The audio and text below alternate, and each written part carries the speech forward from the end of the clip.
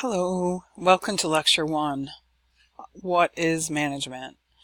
Management is defined as the pursuit of organizational goals efficiently, meaning to use resources wisely and cost effectively by integrating the work of people through planning, organizing, leading, and controlling the company's resources. Managers have four principal functions. The management process or four management functions are represented by the abbreviation POLC. Planning is setting goals and deciding how to achieve them. Organizing is arranging tasks, people, and other resources to accomplish the work. Leading is motivating, directing, and otherwise influencing people to work hard to achieve the goals. And controlling is monitoring performance, comparing it with goals, and taking corrective action as needed. There are 7 challenges to being an exceptional manager. Managing for competitive advantage, which means an organization must stay ahead in 4 areas. Being responsive to customers, innovating new products or services offering better quality, being more efficient, managing for diversity among different genders, age, race, and ethnics.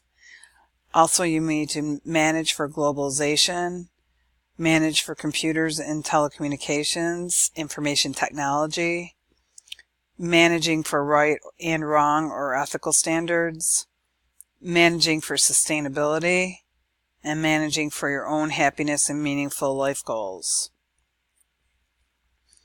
Within an organization, there are managers at 4 levels: top managers, middle managers, first-line managers, and team leaders.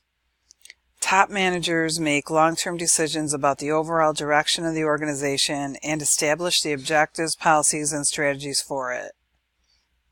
Middle managers implement the policies and plans of their superiors and supervise and coordinate the activities of the managers below them.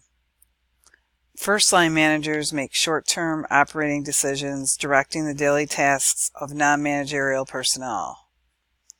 Team leaders are managers who are responsible for facilitating team activities toward achieving key results. There are 3 types of organizations: for-profit, non-profit, and mutual benefit.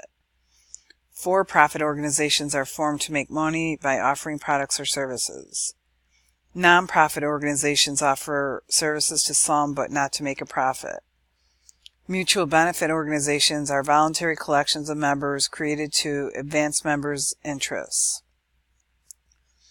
The 3 skills that exceptional managers cultivate are technical, conceptual, and human. Technical skills consist of job-specific knowledge needed to perform well in a specialized field.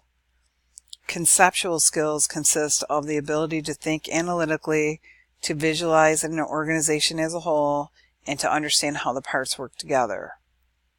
Human skills consist of the ability to work well in cooperation with other people in order to get things done. Roles managers must play. The Mintzberg study shows that, first, a manager relies more on verbal than on written communication. Second, managers work long hours at an intense pace. And third, a manager's work is characterized by fragmentation, brevity, and variety.